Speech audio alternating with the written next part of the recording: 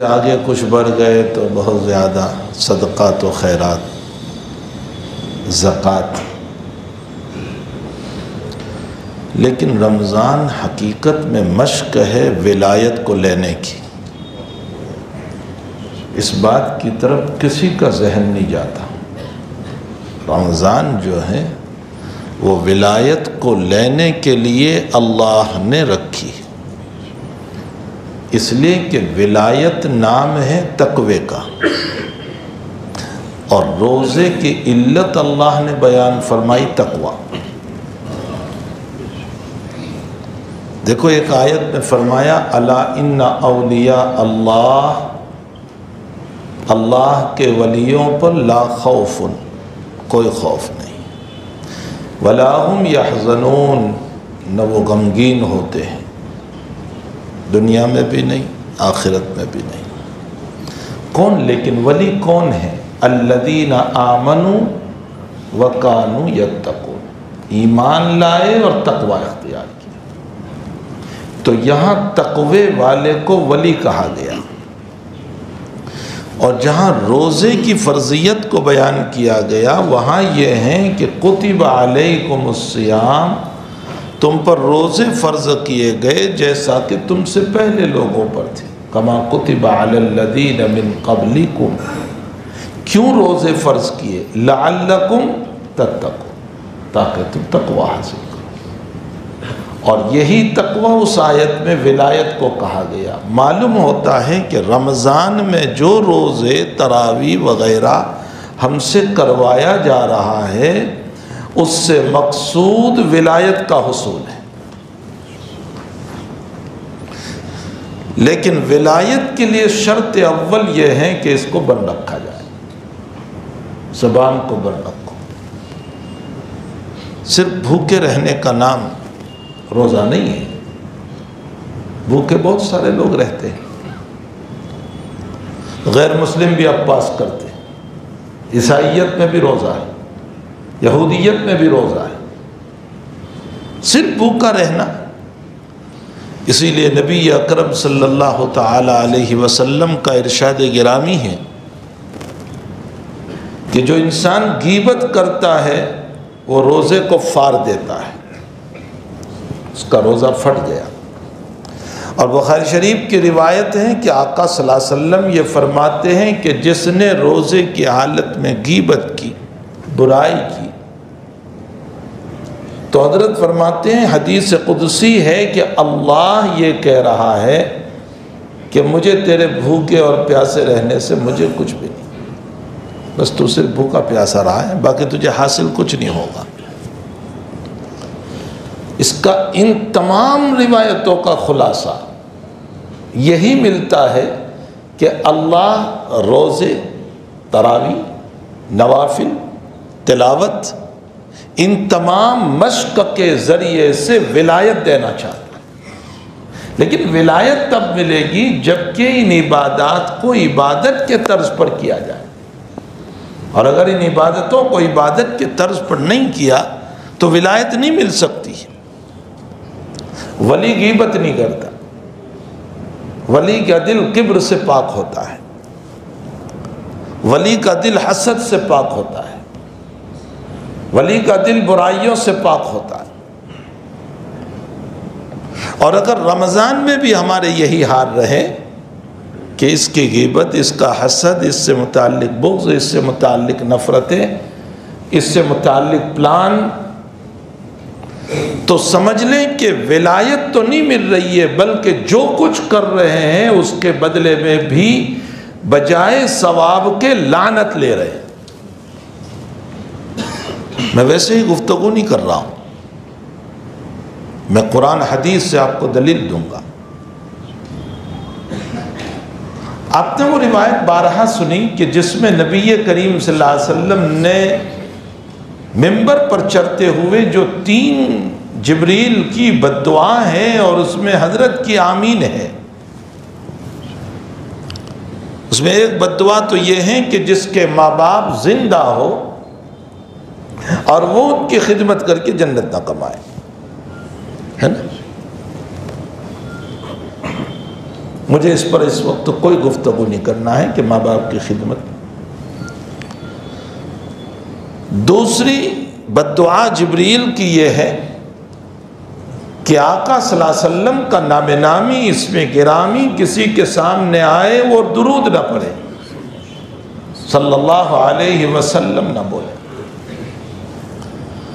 علماء نے زندگی میں ایک مرتبہ درود شریف کے پڑھنے کو فرض قرار دیا اور بار بار مجلس میں پڑھنے کو سنت قرار دیا، لیکن کچھ اکابر، کچھ ائمہ، کچھ علماء وہ بھی ہے کہ جنہوں نے مجلس میں جتنی مرتبہ نام آئے درود شریف کے پڑھنے کو واجب کہا ہے۔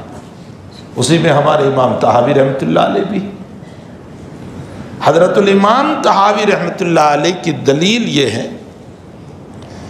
کہ نبی کا نام درود شریف کے لیے علت ہے، سبب ہے، علت نہیں سبب ہے، اور سبب جتنی مرتبہ آئے گا مسبب اتنا ہوگا۔ ظہر کا وقت سبب ہے ظہر کی نماز کے لیے، تو روزانہ یہ وقت آتا جائے گا تو ظہر بھی واجب ہوتی چلی جائے گی۔ نبی علیہ السلام کا اسم گرامی جب سبب ہے تو یہ سبب جتنی مرتبہ آئے گا اتنی مرتبہ آقا صلی اللہ علیہ وسلم کا نام لینا ضروری ہوگا۔ اس لیے کچھ اکابر یہ فرماتے ہیں کہ مجلس میں جتنی مرتبہ آپ کا نام نامی اسم گرامی آئے اور درود شریف پڑھنا واجب ہے، اگرچہ جمہور نے اس کو سنت کہا ہے، اور خود نبی علیہ السلام نے درود شریف کے نہ پڑھنے والے کو بخیل کہا، اپنے سفارش سے دور کہا۔ کتنی وعیدیں ہیں۔ اور پڑھنے والے کو من صلی علیہ صلاۃ صلی اللہ علیہ عشرا، جس نے مجھ پر ایک درود بھیجا اللہ اس پر 10 رحمتیں نازل فرماتی۔ حضور پاک صلی اللہ علیہ وسلم کا یہ بھی ارشاد ہے۔ اسی حدیث شریف میں تیسرے نمبر پر آقا صلی اللہ علیہ وسلم جبریل کی بددعا یہ ہے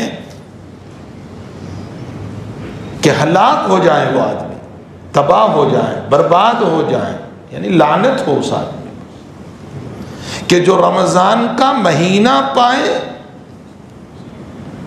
اس کی بخشش نہ ہو۔ بخشش کیوں نہیں ہوگی؟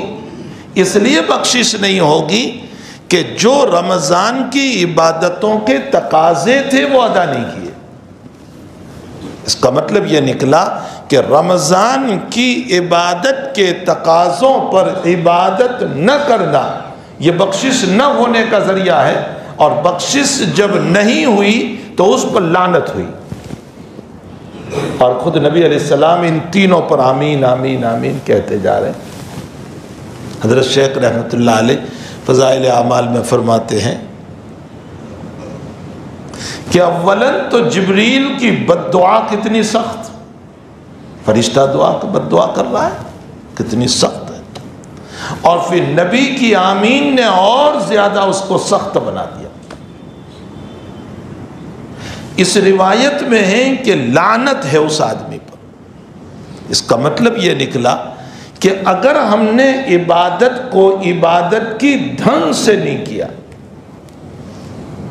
تو نتیجہ یہ ہوگا کہ یہ لعنت والی حدیث ہماری طرف آئے گی، اور جب لعنت والی حدیث آئے گی تو میرے بھائیو یاد رکھو، لعنت کا مطلب یہ نہیں ہے کہ بم گرے گا، لعنت کا مطلب یہ نہیں ہے کہ آسمان گرے گا، لعنت کا مطلب یہ نہیں ہے کہ پتھر گرے گا، لعنت کا مطلب نہیں ہے کہ سلیب گر جائے گا، لعنت کا مطلب نہیں ہے کہ پنکھا سر پہ گرے گا، لعنت کا مطلب یہ ہے کہ چپکے اللہ کے نبی کی اور جبریل کی بددعا وہ اثر کرے گی ایمان پر کہ ایمان کا تعلق دل سے ہے، اور دل وہ پتھر بن جائے گا کہ کسی نیکیوں کا اثر ہی نہیں ہوگا۔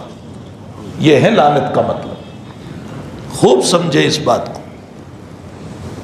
یہ لعنت کا مطلب ہے دل پتھر ہو جاتا ہے، پھر نصیحتیں اس پر اثر نہیں کرتی، جیسے پتھر پر کوئی چیز اثر نہیں کرتی، اسی طرح دل پر بھی کوئی چیز اثر نہیں کرتی۔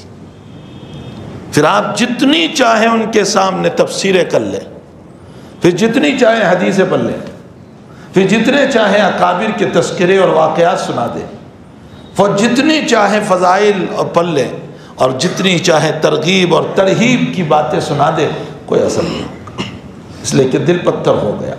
اور پتھر ہونے کی وجہ لعنت، اور لعنت ہم خود لائے، اس لیے کہ ہم نے جس ڈھنگ سے عبادت مانگی اللہ نے اس ڈھنگ سے عبادت نہیں کی۔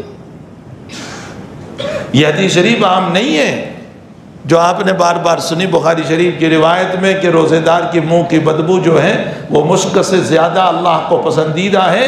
یہ اس روزے دار کے باب میں ہے جس کی زبان غیبت اور جھوٹ سے پاک ہو، ہر ایک کے باب میں نہیں ہے۔ حافظ ابن حجر عسقلانی رحمۃ اللہ علیہ نے فتح الباری میں لکھا ہے، یہ حدیث شریف عام نہیں ہے، ورنہ جس کی زبان سے غیبت نکل رہی ہے، روزوں کے ساتھ جھوٹ نکل رہا ہے، دھوکہ بازی نکل رہی ہے، برائیاں نکل رہی ہے، اس کی زبان سے تو بدبو آ رہی ہے، وہ کیا مشک سے زیادہ خوشبودار ہو، وہ تو گندگیاں نکل رہی ہے اس کی زبان سے۔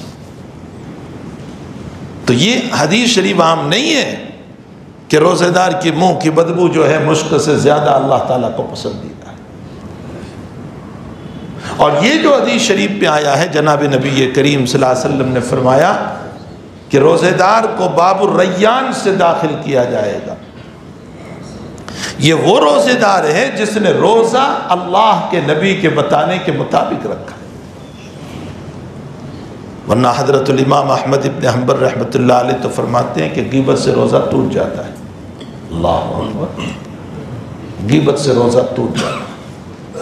اگرچہ امام ابو حنیفہ، مالک و شافعی وغیرہ فرماتے ہیں کہ روزہ نہیں ٹوٹتا، لیکن یہ لوگ بھی یہ ضرور فرماتے ہیں کہ روزہ کی نورانیت ختم ہو جاتی، اس کا نور چلا جاتا ہے، اس کی روحانیت ختم ہو جاتی۔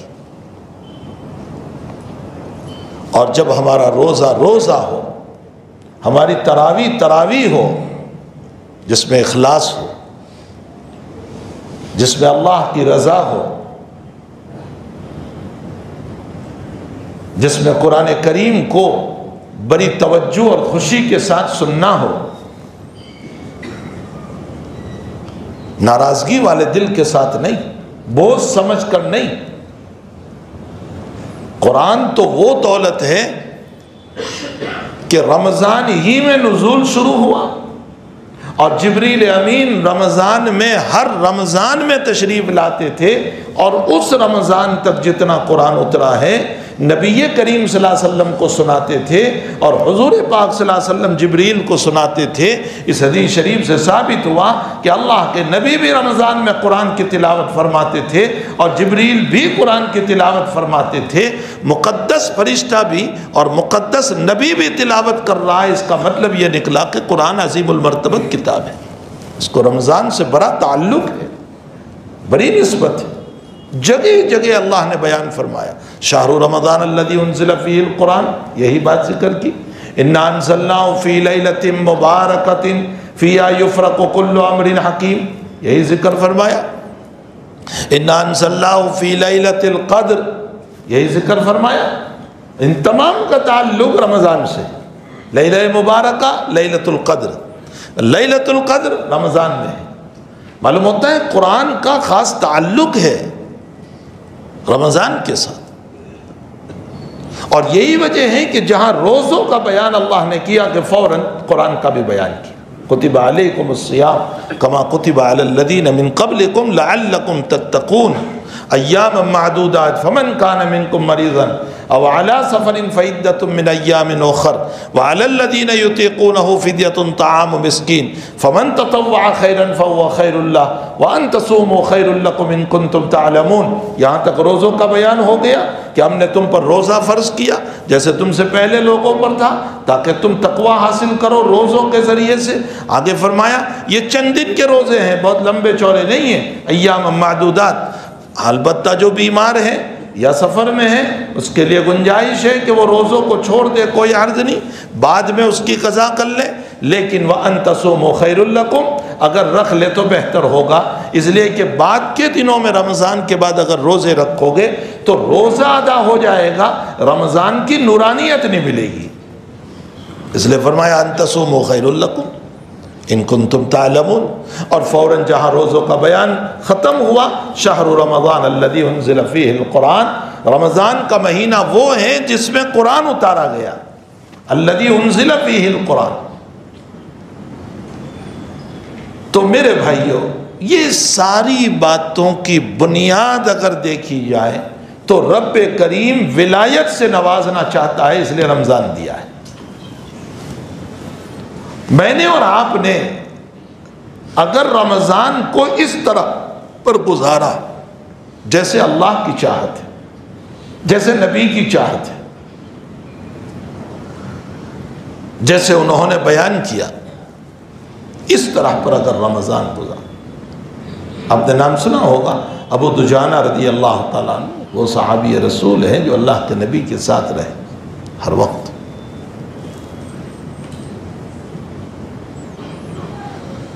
ایک ابو لبابہ ہے، وہ اور صحابی. حرم شریف میں آپ جب جاؤ گے تو وہاں ایک ستون ہے جس پر لکھا ہوا ہے ستون ابی لبابہ. اس کا ایک پس منظر ہے کہ حضرت ابو لبابہ رضی اللہ تعالیٰ عنہ کی طرف سے نبی علیہ السلام کا ایک راز تھا، وہ ذرا سا فاش ہو گیا، ظاہر ہو گیا. حالانکہ مکمل نہیں، اشارتاً ظاہر کیا تھا، لیکن پھر ان کو احساس ہوا کہ مجھے ایسا نہیں کرنا چاہیے تھا. تو انہوں نے خود اپنے آپ کو مسجد نبوی کے ستون سے باندھ دیا. اب فرمایا مجھ سے غلطی ہو گئی ہے، اب حضرت جب تک نہیں چھوڑیں گے وہاں تک میں نہیں چھوٹوں گا. حضرت کو جب یہ بات بتائی گئی تو حضرت نے فرمایا یہ باندھنے کے بجائے سیدھے میرے پاس آتے تو میں معاف کر دیتا، اب جب مسجد نبوی میں باندھ دیا ہے تو اب اس کا تعلق اللہ سے ہے، وہ معاف کریں گے تو میں چھوڑوں گا. مسئلہ پورا الٹ گیا اور اللہ تعالیٰ کی طرف سے ان کی معافی ہوئی نبی اکرم صلی اللہ علیہ وسلم کے اوپر، اور آپ نے ان کو چھوڑا ہے. وہ حضرت ابو لبابہ ہے اور ایک ابو دجانہ ہے. حضرت ابو دجانہ رضی اللہ تعالیٰ عنہ وہ صحابی ہے جو حضرت کے ساتھ ہر وقت ساتھ رہے اور دور صدیقی میں شہید ہوئے. ان کے اتنے سارے اعمال کہ میدان کی کوئی جگہ انہوں نے نہیں چھوڑی، بدر، احد، خندق، خیبر وغیرہ میں کوئی جگہ نہیں چھوڑی، اور اتنے سارے اعمال، لیکن اس کے باوجود فرماتے ہیں مجھے کسی عمل پر جنت میں جانے کا اعتماد نہیں ہے، اگر اعتماد ہے تو صرف ایک عمل کے اوپر کہ میں نے اپنی زبان کو غیبت سے پاک رکھا ہے، باقی مجھے کسی عمل پر. حضرت انس رضی اللہ تعالیٰ عنہ کو مشکات شریف کی روایت ہے، حضرت انس کو نبی اکرم صلی اللہ علیہ وسلم نے یہ فرمایا تھا، یا بنیا، انس میرے بیٹے، مشکات میں روایت ہے، ان فعلت، اگر تو یہ کر سکتا ہے، ففعل، تو اس کام کو کر. لا تصبح ولا تمسي، تیری صبح اور شام اس عالم میں ہونی چاہیے تھے کہ تو اپنی زبان کو پاک رکھنے والا ہو، اس لیے کہ یہی میرا طریقہ ہے. ہادی سنتی، سنت تو بہت ساری ہے نبی علیہ السلام کی، لیکن خاص طور پر اس پر آپ فرما رہے ہیں کہ یہ میری سنت ہے. یہ اس پر آپ نے اس لیے فرمایا کہ یہ وہ عمل ہے جو زندگی کے اچھے اعمال کو بیکار کر دیتا ہے. تو مجھے صرف یہ سمجھانا ہے میرے بھائیوں کہ یہ مبارک مہینہ جو آ رہا ہے نا، اس مہینے کو صرف روزوں کا مہینہ نہ سمجھے، یہ صرف تراویح کا مہینہ نہیں ہے، یہ ولایت لینے کا مہینہ ہے. اور جس کو اللہ نے رمضان میں ولایت دے دی، اس کے اگلے 11 مہینے نہیں، ساری زندگی ولایت پر گزرے گی. پھر وہ ولی ہوگا، پھر وہ قدم قدم کے اوپر رب کریم کو یاد کرنے والا ہوگا، پھر وہ جھوٹ نہیں بولے گا، پھر اس کے فکر آخرت ہوگی. حدیث شریف میں ہے من ہم ہمہ من جعل ہمہ ہم الآخرہ کفاہ اللہ فی الدنیا، او کما قال صلی اللہ علیہ وسلم. جو آخرت کی فکر کو اول لیتا ہے اللہ اس کی دنیا کے غموں کے لیے کافی ہو جاتا ہے. سنیں اس حدیث شریف کو، جو آخرت کی فکر لے لیتا ہے کہ میری آخرت بن جائے تو اس کی دنیا کی فکر اللہ لے لیتا ہے کہ میں تیری دنیا بناؤں گا. من جعل ہمہ ہم الآخرہ کفاہ اللہ تبارک و تعالی ہم الدنیا. اور جس نے دنیا کی فکروں کو اپنی فکر بنا لی، حق تعالیٰ کی طرف سے اسی حدیث شریف میں اعلان ہے کہ میں اس کی دنیا کو اس کے لیے تنگ کر دوں گا. معیشتی زندگی تنگیوں میں گزر جائے گی، چونکہ اس نے اسی کو اوڑھنا بچھونا بنا دیا. اور یہی وجہ ہے کہ جناب نبی اکرم صلی اللہ تعالیٰ علیہ وسلم کی ایک دعا جو میں نے جگہ جگہ نقل کی، اللہ کے حبیب پاک صلی اللہ علیہ وسلم فرماتے ہیں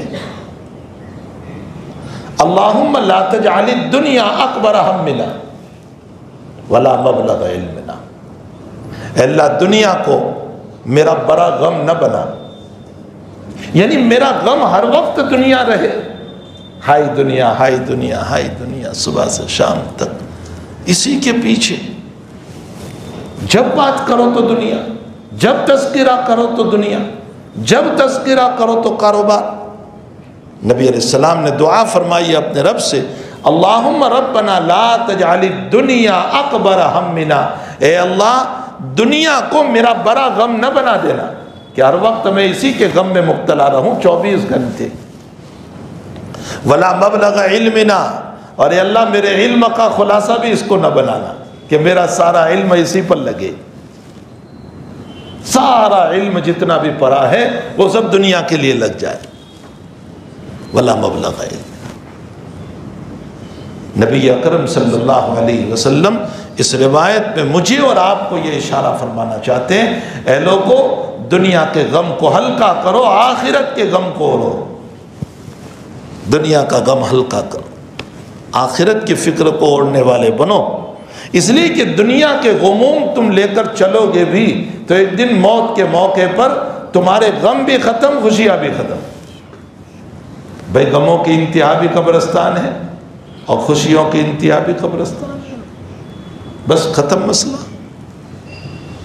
اور اگر آخرت کی فکر کو لے کر چلو گے تو اب موت کے بعد سے جو ساری زندگی چل رہی ہے وہ فکر آخرت ہے جو قبر میں بھی معاون ہوگی، حشر میں بھی معاون ہوگی، یہاں تک کہ ہاتھ پکڑ کے جنت میں لے جائے گی. تو جو لمبی مدت تک ہمارے ساتھ چلنے والی ہے ہم اس کی فکروں کو کیوں نہ لیں. بلکہ حکیم الامت حضرت اقدس تھانوی رحمۃ اللہ علیہ فرماتے ہیں کہ دنیا کے غموں میں بھی دین آنا چاہیے. دنیا کے غم میں دین آنا چاہیے. وہ کیسے ہوگا کہ اگر میں دنیا کما رہا ہوں تو میری نیت یہ ہو کہ اللہ جتنا میں کماؤں گا میں اس کی جو واجبات ہے، جو اس کے نوافل ہیں، میں اس میں سے ادا کروں گا. میں اس لیے کما رہا ہوں. زکوٰۃ ہے، صدقات ہے، للہ ہے، عطیہ ہے، جو کچھ ہے میں اس میں سے ادا کروں گا. معلوم یہ ہوتا ہے کہ دنیا کو بھی دین بنا دو. اور دنیا دین تب بنے گی. حضور پاک صلی اللہ علیہ وسلم نے ایک بہت پیاری مثال سے سمجھایا. بخاری شریف کی روایت ہے کہ ایک جانور ہے جس کو آپ نے جنگل میں چھوڑ دیا اور بڑا ہرا بھرا گھاس ہے وہاں، اور جانور نے کھایا، پھر اس کے بعد چغالی کرنے لگا. کھڑا ہو کر، گجراتی میں کہتے ہیں واگول، چغالی کرنے لگا اور بہت دیر تک چباتا رہا یہاں تک کہ ہضم ہوا اس کو. ہم بھی جب چباتے ہیں نا تو چبانے کی وجہ سے لعاب بنتا ہے، لاڑ بنتی ہے، اور لاڑ میں اللہ تعالیٰ نے ایک خاص صفت رکھی ہے کہ وہ کھانا ہضم کرتی ہے. اسی لیے ڈاکٹر کہتے ہیں کہ ایک دم سے نہ اتارو، چبا کر کے اتارو. لیکن انہیں کیا پتا کہ ہمارے اللہ نے اس میں کیا فلسفہ رکھا ہے. یہ تو کہہ دیتے ہیں جتنا چباؤ گے اس کے ساتھ لاڑ جائے گی، لعاب جائے گا، اور وہ لعاب جو ہے وہ اس کے ہضم کرنے کا ذریعہ بنتا ہے. تو نبی علیہ السلام کا ارشاد گرامی ہے کہ جانور کو اگر آپ نے جنگل میں چھوڑ دیا اور وہ اس نے ہرا بھرا جنگل تھا، گھاس خوب لگی ہوئی تھی، اور اس کے اندر جو ہے وہ اس نے کھایا اور کھانے کے بعد پھر چبایا، تھوڑی دیر چباتا رہا یہاں تک کہ پیشاب پخانہ کیا، نکال دیا بدن سے، تو وہ جانور کبھی ہلاک نہیں ہو سکتا ہے۔ اور ایک وہ جانور ہے جو جنگل میں کھاتا رہا ہرے بھرے گھاس کو دیکھ کر کے، اور اس نے چبایا بھی نہیں، چگال بھی نہیں کیا، یہاں تک کہ پیٹ اس کا ٹائٹ ہو گیا، پیشاب پخانہ نہیں ہوا، نتیجہ یہ ہے کہ وہ جانور ہلاک ہو جائے گا، مر جائے گا۔ آقا صلی اللہ علیہ وسلم اس مثال کو دے کر یہ سمجھانا چاہتے ہیں کہ جس نے دنیا کو کمایا لیکن زکوٰۃ، صدقات، عطیہ اور للہ کے ذریعے سے نکالا بھی، اس کا مال اس کو ہلاک نہیں کرے گا،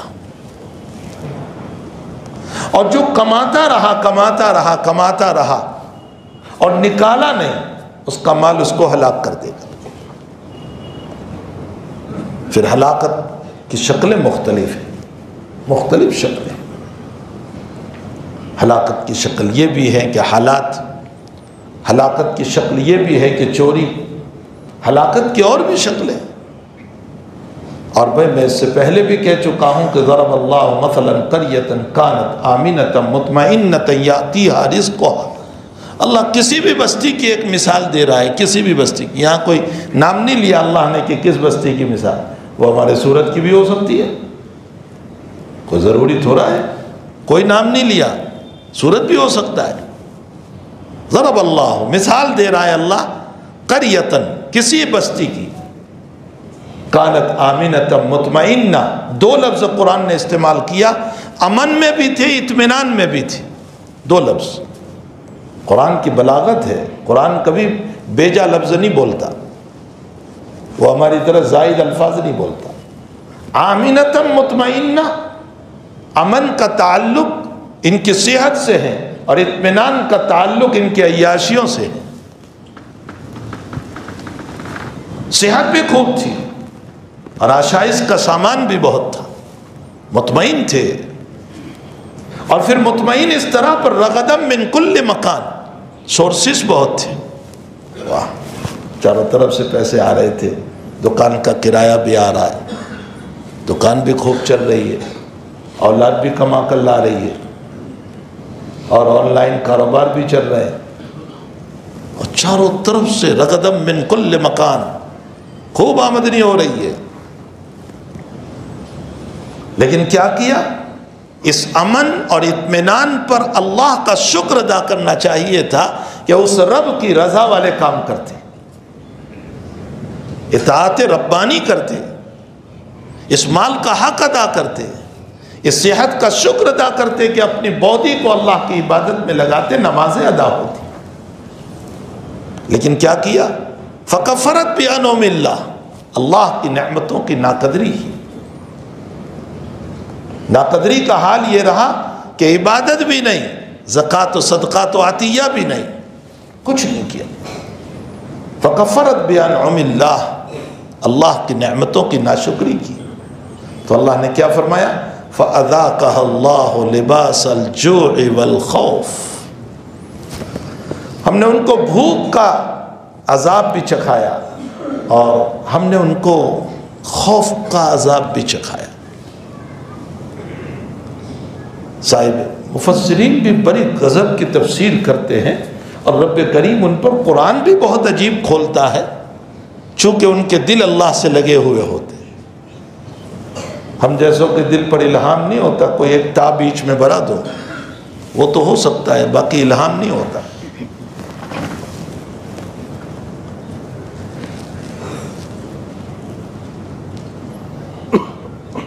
بعض لوگ عجیب و غریب ہوتے ہیں، بات کہاں کی دھون کر لے آتے ہیں، کہتے ہیں میرے قلب پر الہام ہوا، کسی کتاب میں پڑھ لیا ہوگا۔ اللہ جھوٹ سے ہماری حفاظت فرمائے۔ الہام ان اکابر کے قلوب پر ہوتا ہے جن کے دل اللہ سے جڑے ہوئے ہیں، لگے ہوئے ہیں۔ تو مفسرین کے قلوب پر عجیب و غریب اللہ تعالیٰ القاء کیا کرتا ہے۔ صاحب روح المعانی نے لباس الجوع کی تفسیر میں فرمایا، بھوک رہنا، کھانا نہ ملنا، پیاس نہ ملنا، یہی اس کی تفسیر نہیں۔ ایک تفسیر اس کی یہ بھی ہو سکتی ہے کہ بھوک کا معنی یہ ہے کہ اللہ اس میں حرص اور لالچ پیدا کر دے، اس کا پیٹ ہی کبھی نہ بھرے، ایک دکان، دوسری، تیسری، چوتھی، پانچویں، چھٹی، ساتویں، صبح سے شام تک اس کے پیچھے ہی دوڑ رہا ہے، سارا دن ساری سوچ اسی کے پیچھے، 2 کیسے ہو جائیں، 3 کیسے ہو جائیں، 4 کیسے ہو جائیں، 5 کیسے ہو جائیں، میرا کاروبار اور زیادہ وسیع کیوں نہ ہو جائے، میں نے ایک یہاں کھولی ہے، اب دوسری جگہ کھول رہے ہیں، پھر تیسری جگہ کھول رہے ہیں۔ فَأَذَاقَهَا اللَّهُ لِبَاسَ الْجُوعِ، یہ بھی بھوک ہے کہ انسان کا پیٹ ہی نہیں بھرتا، باوجود ہی کہ اللہ نے اتنا دے رکھا ہے کہ اس کی زندگی کیا، اس کی اولاد کی کفالت بھی ہو جائے گی، لیکن پھر بھی اس کے باوجود حرص اور لالچ بڑھتی جا رہی ہے۔ والخوف، باہر کا خوف، اندر کا خوف، باہر کا بھی خوف اور اندر کا بھی خوف، جس کی وجہ سے قلب ہر وقت بے چین، بستر بہترین قسم کا بچھا ہوا ہے، اے سی چل رہی ہے اور پسینہ آ رہا ہے، کیا ہو گیا بھائی، کیوں سو نہیں رہے ہو؟ کہتے ہیں بے چین ہے۔ فَأَذَاقَهَا اللَّهُ لِبَاسَ الْجُوعِ وَالْخَوْفِ۔ اب عامر صاحب کے پاس جا رہے ہیں، بڑی پریشانیاں ہیں، اور عامر صاحب کہتے ہیں کسی نے کچھ کر دیا ہے، اور ڈھیر سارے پھر نام آتے ہیں۔ میں نے اس پر غالباً کسی بیان میں ایک استدلال کیا تھا کہ نبی علیہ السلام، لوگ یہی روایت پیش کرتے ہیں حضور پر بھی تو سحر ہوا، جادو ہوا، میں نے کہا بالکل ہوا، کون انکار کرتا ہے، لیکن نبی کو نام کا پتہ نہیں تھا جب تک اللہ نے نہیں بتایا، تو نبی اولو العزم پیغمبر صاحب وحی، اس کو نام کا پتہ نہیں جب تک کہ اللہ نے نہیں بتایا، تو عامل کو کیسے پتہ چل گیا کہ یہ نام بتا رہا ہے؟ اس کو کیسے، کیا وہ صاحب وحی ہے؟ سب جھوٹ ہے۔ تو عاملوں کے پاس ہم دوڑتے ہیں، وہ طرح طرح کے چکر میں ہمیں مبتلا کرتے ہیں۔ حقیقت یہ ہے کہ ہماری ناشکریوں نے ہمیں اس میں ڈال رکھا ہے، ہماری ناشکریہ۔ فَكَفَرَتْ بِأَنْعُمِ اللَّهِ فَأَذَاقَهَا اللَّهُ لِبَاسَ الْجُوعِ وَالْخَوْفِ۔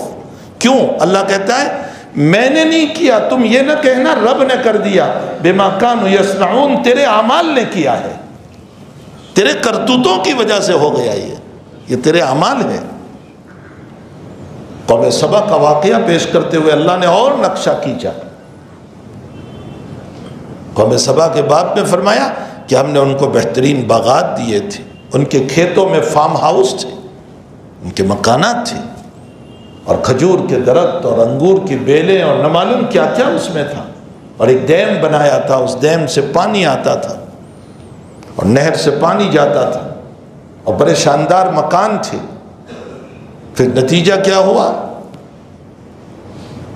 جب اللہ کی نافرمانی کی، بغاوت کی، ناشکری کی، نبی کا انکار کیا، تو پھر اللہ کی طرف سے کیا مار پڑی؟ حق تعالی جل شانہ نے کچھ نہیں کیا، جو ڈیم تھا اسی کو توڑ دیا، اور اس کے ڈیم کو توڑنے کے لیے کوئی فوج نہیں بھیجنی پڑی، اللہ نے چوہے پیدا کر دیے اور ان چوہوں نے اس ڈیم کو توڑ دیا۔ قرآن کے اس واقعے، اللہ تعالیٰ قرآن میں اس واقعے کو اس امت کو کیوں سنا رہا ہے؟ کیا کہنا چاہتا ہے مجھے اور آپ کو؟ اللہ یہ کہنا چاہتا ہے کہ میری ناشکریوں پر میری نعمتیں خود ان کے لیے عذاب بنی۔ اے قرآن کے پڑھنے والوں، یاد رکھو میں نے تم کو بھی بڑی نعمتیں دے رکھی ہے، اگر تم میرے ناشکرے بنو گے تو میں اسی صحت کی نعمت کو تمہارے لیے عذاب بنا دوں گا، تمہارے مال کو عذاب بنا دوں گا، تمہاری دولت کو عذاب بنا دوں گا، تمہاری عزت کو عذاب بنا دوں گا، یہی نعمتیں خود عذاب بن جائے گی۔ تو میرے بھائیوں، رمضان کا مقصد صرف روزہ رکھ لینا نہیں، رمضان کا مقصد صرف قرآن سن لینا اور تراویح پڑھ لینا نہیں ہے، یہ غلط سمجھ رکھا ہے ہم نے۔ یہی غلطی کی بنیاد ہماری یہ ہوئی کہ جہاں رمضان ختم ہوئی ہے، عید کیا ہوئی ہے کہ ہماری فجر غائب ہو جاتی ہے۔ کل تک ہم ساری فجر پڑھ رہے تھے پورا مہینہ، کل تک ہماری ظہر ہو رہی تھی، عصر ہو رہی تھی، مغرب ہو رہی تھی، عشاء ہو رہی تھی، بڑی پابندی سے ہم نماز کے پابند تھے، قرآن پڑھ رہے تھے۔ یہ اچانک کیا ہو گیا کہ شوال کا چاند طلوع ہوا اور ہماری فجر غائب ہو گئی؟ کیا ہو گیا؟ وجہ اس کی یہ ہے کہ ہم نے رمضان کا مقصد نہیں سمجھا۔ رمضان کا مقصد صرف نماز، روزہ اور زکوٰۃ اور تراویح نہیں ہے، رمضان کا مقصد اللہ رمضان دے کر اپنے بندوں کو ولایت دینا چاہتا ہے۔ یہ ہے مقصد، لعلکم تتقون، اور تقوی ولایت کو کہتے ہیں۔ خوب سمجھو اس بات کو۔ اور میں نے اور آپ نے اگر رمضان کے ان اعمال سے ولایت کو لے لیا، تقوی کو لے لیا، تو پھر 11 مہینے کا مسئلہ نہیں ہوگا، ساری زندگی بہترین چلے گی، پھر پوری زندگی سب سے اچھی چلے گی۔ پھر ہماری زبان غلط نہیں چلے گی جیسے رمضان میں نہیں چلی، پھر ہماری آنکھوں میں حیا کا سرما ہوگا، ہم بے حیائی کے کام نہیں کریں گے جیسے رمضان میں بچایا تھا، پھر ہمارا دماغ اور دل غلط نہیں سوچے گا جیسے رمضان میں بچایا تھا، پھر ہم غیبت، جھوٹ، بغض، عداوت، نفرتوں سے اپنے دل کو صاف ستھرا رکھیں گے جیسے رمضان میں بچایا تھا۔ یہ ہمیشہ کا کیوں ہو گیا؟ یہ ہمیشہ کا اس لیے ہو گیا، اس کی وجہ یہ ہوئی کہ رمضان میں جیسے شریعت نے کہا ویسے کیا تو اللہ نے شان ولایت عطا فرما دی، اور جب ولایت دے دی تو اب ولی کو اللہ اپنے فضل سے بچایا کرتا ہے۔ یہ حقیقت ہے اس کی۔ اور رمضان کتنی بڑی دولت ہے۔ علامہ ابن قیم رحمۃ اللہ علیہ نے لکھا ہے کہ اگر مردے کو زندہ کر کے پوچھا جائے کہ تمنا بتاؤ، فرمایا مردے کی کوئی تمنا نہیں ہوگی سوائے ایک تمنا کے کہ ہمیں رمضان کی ایک رات نصیب ہو جائے، اور کوئی تمنا مردے کی نہیں ہو، یہی ایک تمنا ہو، وہ یہ کہے گا رمضان کی ایک رات نصیب ہو جائے۔ آپ دیکھیں نبی اکرم صلی اللہ تعالیٰ علیہ وسلم کی دعا پر اگر ہم غور فرمائیں، بارک لنا فی رجب و شعبان وبلغنا رمضان، آخر حضرت یہ دعا کیوں پڑھتے تھے؟ تاکہ رمضان کے انوار سے مالا مال ہو، برکتوں سے مالا مال ہو، اس کی رحمتوں سے مالا مال ہو۔ اور اسی لیے آپ دیکھیں کہ رمضان میں اللہ نوازنے پر آتا ہے، تبھی تو اس نے سارا نظام کیا کہ وہ شیاطین کو باندھ دیتا ہے، قید کر دیا کرتا ہے، ہماری زندگیوں کو نرم کر دیا، ہمارے دلوں کو نرم کر دیا، اعمال کا شوق پیدا کر دیا، اعمال کی رغبتیں پیدا کر دی، یہ سارے راستے اس نے ہموار کر دیے۔ اس کے باوجود میں نے ولایت کو نہیں لیا تو مجھ سے بڑھ کر نکمہ کوئی نہیں ہو سکتا، اللہ کا ناشکرہ کوئی نہیں ہو سکتا۔ بلغنا رمضان کا یہ مطلب نہیں ہے کہ فنی فالودہ تک پہنچ جائے، سموسے اور بریانی اور کھانے پینے تک، یہ مطلب نہیں ہے۔ اس کے انوارات، اس کے برکات جو اللہ تعالیٰ کی طرف سے خصوصی طور پر رمضان مبارک میں نزول ہوتا ہے وہ ہمیں نصیب ہو جائے۔ اس لیے حضور پاک صلی اللہ تعالیٰ علیہ وسلم یہ دعا پڑھا کرتے تھے۔ تو میرے بھائیوں، ایسا عظیم المرتبت مہینہ جو بہت جلد اب ہم پر طلوع ہونے والا ہے، ہمیں چاہیے کہ اس مبارک مہینے کو غفلت میں گزارنے کے بجائے حصول ولایت کی نیت سے گزارے کہ اللہ اس رمضان کے اعمال کے ذریعے سے اللہ ہمیں ولی بنا دے، اللہ اپنی ولایت سے نواز دے، پھر انشاءاللہ تعالی زبان محفوظ ہو جائے گی، پھر آنکھیں محفوظ ہو جائے گی، پھر دل و دماغ محفوظ ہو جائیں گے، پھر ہاتھ محفوظ ہو جائیں گے، پھر قدم محفوظ ہو جائیں گے، اور جب ساری چیز محفوظ ہو جائے گی تو ولی کے باب میں حدیث قدسی میں کہا گیا، اللہ فرماتے میں اس کا ہاتھ بن جاتا ہوں جس سے وہ پکڑتا ہے، اور وہ میں اس کی آنکھیں بن جاتا ہوں جس سے وہ دیکھتا ہے، اور میں اس کا پاؤں بن جاتا ہوں جس سے وہ چلتا ہے۔ کیا مطلب؟ اللہ یہ کہنا چاہتا ہے میرا بندہ مجھ میں فنا ہو جاتا ہے، میرا بندہ جو ہے وہ مجھ میں فنا ہو جاتا ہے، فنائیت کا مقام اس کو نصیب ہو جاتا ہے۔ اس کے ساتھ ساتھ اللہ تعالیٰ قرآن میں فرماتے ہیں صبغۃ اللہ، اللہ کے رنگ میں رنگ جاؤ، تو اللہ کی صفتوں کو اپنانا چاہیے۔ اللہ کی صفت کیا ہے؟ وہ کریم ہے، ہمیں بھی کرم رکھنا چاہیے، وہ رحیم ہے، ہمیں بھی رحم رکھنا چاہیے، وہ غفور ہے، ہمیں بھی لوگوں کو معاف کرنا چاہیے، وہ ستار ہے، لوگوں کے عیب کو چھپا رہا ہے، ہمیں بھی دوسروں کے عیبوں کو چھپانا چاہیے۔ صبغۃ اللہ، اللہ کے رنگ میں رنگ جاؤ۔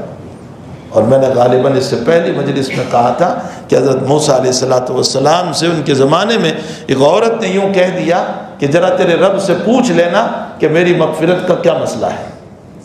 تو حضرت موسیٰ نے پوچھا، اس عورت سے پوچھا کہ کیا کہا اللہ نے؟ فرمایا کہ اللہ نے یہ کہا کہ تیری مغفرت ہو جائے گی۔ تو وہ کہنے لگی تیرا رب بھی بڑا عجیب ہے، میں طائفہ، بدکار، فاحشہ، انتہائی زنا والی میری زندگی اور تیرا رب معاف کر رہا ہے مجھ کو. تو رب کریم کی طرف سے وہی آئی کہ میں اس کو معاف کرنے والا تھا, میں نے پردہ ڈال دیا تھا, لیکن اس نے خود اپنے گناہ کو کھول دیا ہے, تو اب میں اسے معاف نہیں کروں گا. اللہ کو بندے خود اپنے عیوب, بخاری شریف کی روایت ہے کہ جب تم رات میں گناہ کرتے ہو میں پردہ ڈال دیتا ہوں, تمہیں چاہیے کہ تم نہ کھولو. تو ہم اپنے عیوب کو بھی نہ کھولیں, دوسروں کے عیوب کو بھی نہ کھولیں. ستار ہیں, ہمیں بھی صفت ستاریت کو اپنانا چاہیے. رزاق ہیں, وہ کھلاتا ہے, ہمیں بھی یہ صفت اپنانا چاہیے. رزاقیت کو اپنانا چاہیے, ہم بھی دوسروں کو کھلانے والے بنیں. عمومی طور پر امت کا حال یہ ہے کہ زکوٰۃ کے رقومات کھلاتے ہیں. بھئی یہ بھی تو دیکھا کرو کہ مبارک مہینے میں افطاری کرنے والے سارے غریب نہیں ہوتے, مالدار بھی ہوتے ہیں, اور ہم سب کو زکوٰۃ کی رقم کھلا رہے ہیں. اپنی زکوٰۃ کی رقم تو غربا کو دے, مساکین کو دے, اپنے رشتہ داروں کو دے جو غریب ہیں. یہ تو اچھا ہوا کہ اللہ نے زکوٰۃ کو فرض فرمایا, ورنہ یہ امت زکوٰۃ بھی نہ نکالتی. اس امت کے بخل کا یہ حال ہے. عطیات اور للہ کا مسئلہ بہت دور کی بات ہے. تو ہم اپنے للہ رقومات کے ذریعے سے افطاری کرانے والے ہوں, غربا کو دینے والے ہوں. اور میں خاص طور پر کہتا ہوں اہل علم کا تعاون, علماء کا تعاون, علماء کی مدد. اس کی وجہ عبداللہ ابن عباس رضی اللہ تعالیٰ عنہما, بخاری شریف میں ہے روایت کہ مجاہد علیہ الرحمہ جب جانے لگے جہاد کے میدان میں, تو اپنے استاد محترم ابن عباس سے فرمایا حضرت میں جا رہا ہوں, دعا فرمائیں میرے لیے. تو ابن عباس نے فرمایا ذرا گھر آ جانا, مجھے مل کر جانا گھر سے. وہ گھر گئے ملنے کے لیے, تو ابن عباس نے ایک رقم پیش کی. تو مجاہد کہنے لگے حضرت بہت ہے ماشاءاللہ میرے پاس, تو مجھے ضرورت نہیں ہے, بہت ہے, اللہ نے مجھے بہت دیا ہے. ابن عباس نے فرمایا میں تیرے لیے نہیں دے رہا ہوں, میرے لیے دے رہا ہوں. اس لیے کہ تو جہاں جا رہا ہے وہاں جو اللہ کے دین کی خدمت کرے گا وہ میں نہیں کر سکتا ہوں, تو تیرے عمل میں بھی شریک ہو جاؤں. تو اہل علم جو دین کا کام کر رہے ہیں ان کے دین کے کاموں میں ہماری بھی شرکت ہو جائے. تو مبارک مہینے میں صفت رزاقیت اللہ کی ہے, تو ہم بھی اسی طرح جو ہے لوگوں کو کھلانے والے بنے. اسی لیے قربان جائیے نبی کریم صلی اللہ علیہ وسلم پر اطعام الطعام فرمائے, اطعام الطعام. حدیث شریف پر کوئی غور بھی تو کرے. شیخ الاسلام ابن تیمیہ نے لکھا ہے نبی یہ بتانا چاہتے ہیں کہ اللہ کی صفت اپناؤ, کھلانے والے بنو, کھانے والے نہ بنو. واہ کیا بہترین تفسیر فرمائی, کھلانے والے بنو. اس لیے کہ کسی کا کھا لینا یہ تو حرام ہے, ناجائز ہے, گناہ ہے, حرم کر جانا. فرمایا کھلانے والے بنو. یہ صفت رسول صلی اللہ علیہ وسلم ہے, یہ صفت رزاقیت ہے, ہمیں اس کو اپنانا چاہیے. تو یہی وہ اعمال ہے جو رمضان المبارک میں کیے جاتے ہیں. تلاوت قرآن ہے, گناہوں سے پاکی ہے. لعنین المذنبین احب الی من جزل المسبحین. صاحب روح المعانی نے نقل فرمایا کہ گناہوں پر رونے والے کا رونا اور اس کا آہ کرنا تسبیح پڑھنے والوں کی تسبیح سے زیادہ پسند ہے اللہ. تسبیح پڑھنے والوں کی تسبیح اللہ کو اتنی پسند نہیں جتنی کہ گناہوں پر آہ کرنے والوں کی آہیں اللہ کو پسند. اس لیے کہ ممکن ہے کہ تسبیح میں کبر ہو لیکن رونے والوں کی آہوں میں تواضع ہے, اور اللہ کو تواضع پسند ہے. لعنین المذنبین احب الی من جزل المسبحین. رونے والی آنکھیں ہو, گرگرانے والا دل ہو, تڑپنے والا دل ہو, مبارک مہینہ ضائع نہ ہو جو انوار و برکات کے ساتھ ہم پر آ رہا ہے. رب کریم ہم تمام کو اس کے انوار برکات سے اور جتنے اس کی طرف سے فیوز اتر رہے ہیں اللہ اس سب سے ہم کو مالا مال فرمائے. رب تعالیٰ سے دعا فرمائیں کہ ان اعمال کے ذریعے سے اللہ ہمیں مقام ولایت عطا فرما دے. وصلی اللہ علی نبی الکریم برحمتک یا ارحم الراحمین. الحمدللہ رب العالمین والعاقبۃ للمتقین. वस्सलातु वस्सलामु अला अशरफिल अंबिया वल मुरसलीन व अला आलिहि व सहबिहि अजमाइन। अल्लाह हमारे गुनाहों को माफ़ फरमा, कसूरों से दरगुज़र फरमा, सियाहकारियों से माफ़ी अता फरमा, जली खफी ज़ाहिर बातिन को माफ़ फरमा। अल्लाह तू ही मुबारक महीना नसीब करने वाला है। इलाहुल आलमीन तू जब चाहे बुला सकता है, लेकिन जो मुबारक महीना दे रहा है वो तो ही देने वाला है। अल्लाह जब तू देता है तो उसके अनवार भी अता फरमा दे, उसकी रहमतें भी अता फरमा दे, उसकी बरक़ात भी अनवार फरमा दे। अल्लाह रहमतों का आशरा चले, हमारे पूरे बदन को, कल्ब को रहमतों से मालामाल कर देना। ए अल्लाह मग़फ़िरत का अशरा चले, हम तमाम की मग़फ़िरत फरमा देना।